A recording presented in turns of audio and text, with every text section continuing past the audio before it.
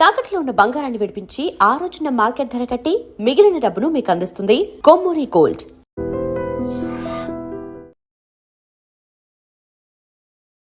అయితే నువ్వు స్టార్టింగ్ హౌస్‌లోకి వెళ్ళి నీ ఎలిమినేషన్ అయిపోయినప్పుడు నేను అరే! అన్‌ఫెయిర్ ఎలిమినేషన్ అని చెప్పి చాలా ఇది చేశా. హ్మ్. దాన్ని అలా ఉంచేసుకోవాల్సింది మళ్ళీ వైల్డ్ కార్డ్‌గా ఎందుకెళ్ళావు? I wish I have stayed. అంటే నేను ఫిఫ్త్ వీక్‌లో ఎలిమినేట్ అయినాక బయట ఉండిపోవాల్సింది నాకు అనిపించింది. తర్వాత అనిపించింది. హ్మ్.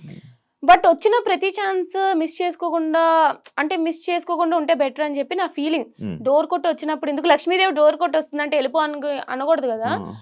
సో, 'బిగ్ బాస్' నాకు చాలా ఇష్టం కాబట్టి సరే ఫిఫ్త్ ఎలిమినేట్ అయిపోయినా. ఐ నో చాలా ఆడియన్స్ నాకు సపోర్ట్ చేశారు. హ్మ్. రీ ఎంట్రీ అంటూనే ఉన్నారు. హ్మ్. అంతమంది ఆడియన్స్ రీ ఎంట్రీ కోరుతున్నప్పుడు వాళ్ళ కోసమే కూడా వెళ్ళాలి కదా అని చెప్పి 'బిగ్ బాస్' కూడా ఇష్టం కాబట్టి వెళ్ళకుండా ఉండాల్సిన తర్వాత కదా! అనిపించింది. మరి వెళ్ళాక మళ్ళీ నెగెటివ్ అయ్యింది. అవును. కదా! హ్మ్. వెళ్ళాక అనవసరంగా అంటే నువ్వు బయటకొచ్చాక చాలామంది నీ దగ్గర నుంచి కూడా ఏదో వీడియోలోనే ఎక్కడో విన్నాననుకుంటున్నా. అంటే ఆల్రెడీ బర్నీ గారు వస్తున్నారు కదా! మనల్ని తీసుకోరని. అది నువ్వు మాట్లాడావో, ఎవరు మాట్లాడారో నాకు తెలీదు. మేబీ రివ్యూవర్స్ మాట్లాడారో, లేకపోతే ఎవరు మాట్లాడారో తెలీదు. అంటే బర్నీ గారు ఎలాగో వస్తున్నారు కదా! ఇంక మీకు రాదని తెలుసు కదా! మరి ఎందుకు ఎక్స్‌పెక్ట్ చేశారు? ఎందుకు వెళ్ళడం? నాకు బర్నీ గారు వస్తున్నారని తెలీదు. తెలీదా? అంటే ముందు రోజు నామినేషన్ చేసేసి అందరిని లగేజ్ పట్టుకొని రమ్మన్నారనమాట. ఎవరైతే ఎలిమినేటెడ్ అయ్యారో అందరిని లగేజ్ పట్టుకొని వెళ్ళినాక ఎవరొస్తారు, ఎవరు రీ ఎంట్రీ అనేది నెక్స్ట్ డే చెప్తాము మార్నింగ్ అన్నారు. హ్మ్. So, next day morning 9, 10 call చేసి మీరు లగేజ్ తెచ్చుకొని రండి అని అన్నారనమాట. హ్మ్. వెళ్ళినాం. నాకు బర్నీ గారు వస్తున్నారని తెలీదు. నేను కార్ ఎక్కే వరకు ఇద్దరిని కలిపి అదే స్టూడియోకెళ్ళిపోయాం. రెడీ అయిపోయి ఒక్కదాన్నే అనుకున్నాను. అప్పటి వరకు రీ ఎంట్రీ అని ఒక్కదాన్నే. హ్మ్. మేబీ లైక్ ఆడియన్స్ కోరుకున్నారు కదా అని చెప్పి. ఓకే. కార్ ఎక్కినా బర్నీ అన్న ఉన్నారనమాట. అప్పుడు హ్మ్. తెలిసింది బర్నీ గారు గూడా వస్తున్నారని. నాకు హ్మ్. తెలీదు ఇట్లా ఒక ఆడియన్స్ పోలింగ్ పెడతారు. మళ్ళీ ఇట్లా ఓట్లు హ్మ్. పెడతారు. ఈ ప్రాసెస్ అసలేం తెలీదు హ్మ్. నాకు. బిఫోర్ 'బిగ్ బాస్' సీజన్ చూసావా? ఆ! ఆ! చూసా. చూసావా? ఆ! అంటే ఫాలో అవుతావా? ఆ! అన్ని ఫాలో అవుతా. సీజన్స్ ఫాలో హ్మ్. హ్మ్. అవుతావా? హ్మ్. ఇదంతా అన్‌ఎక్స్‌పెక్టెడ్ నీకు. బర్నీ అన్న వస్తారని తెలీదు. ఎందుకంటే హ్మ్. ఇప్పుడు ప్రియా రావచ్చు. హ్మ్. ఎవరైనా రావచ్చు. హ్మ్. మేబీ ఏదైనా ఓటింగ్ ప్రాసెస్ అందరికి కలిపి పెడతారేమో అని గూడా అనుకోవచ్చు. హ్మ్. బట్ అలా కాకుండా లేకుంటే నీ ఒక్కదాన్నే వెళ్ళాలి. ఎందుకంటే నాకు అన్‌ఫెయిర్ అప్పుడు జరిగింది అని చెప్పి ఆడియన్స్ ఫీల్ అయ్యారు హ్మ్. కాబట్టి. హ్మ్.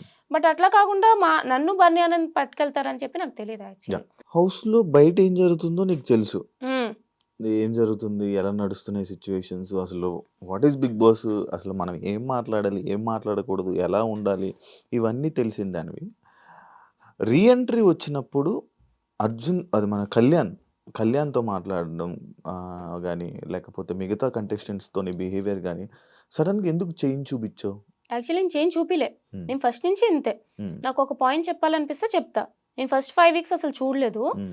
నామినేషన్ పాయింట్ చేయమన్నారు కాబట్టి ఆ సిక్స్త్, సెవెంత్ వీక్ చూసా. హ్మ్.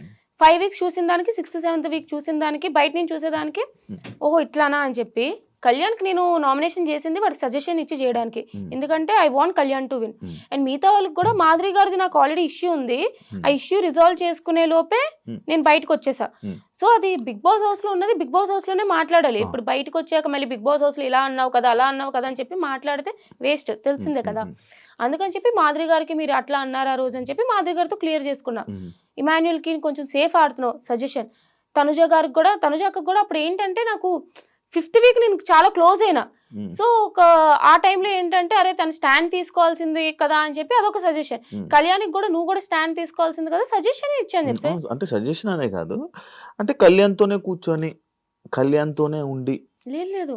ఆ! ఎక్కువ అందరు మాకైతే కనిపించింది అదే. అలాగే లేదు. కనిపించింది. నేను అందరితో హ్మ్. డెమోన్ మాట్లాడా. మాట్లాడా. హ్మ్. కళ్యాణ్ పడుకొని పోయినాక గూడా హ్మ్. నేను ఉన్నదే 2, 3 డేస్. హ్మ్. ఓకే. హ్మ్. అప్పటికే టీమ్స్ విడిపోయాయి. హ్మ్. బర్నీ అన్నకి సపోర్ట్ చేసేవాళ్ళు బర్నీ అన్నకి, నాకు సపోర్ట్ చేసేవాళ్ళు నాకు అన్నట్టు. సో, నాకు సపోర్ట్ చేసేవాళ్ళకు గేమ్ ప్లాన్‌లవి ఇవి మాట్లాడతాం కదా! హ్మ్. సో, నేను మాట్లాడుతున్నా అందరితో డెమాన్ రితుకుని నైట్ కూర్చోబెట్టి ఇట్లా ఇట్లా అవుతుంది అని చెప్పి మాట్లాడా. అది కూడా చూపిచ్చారు. హ్మ్. కళ్యాణ్‌తో మాట్లాడా.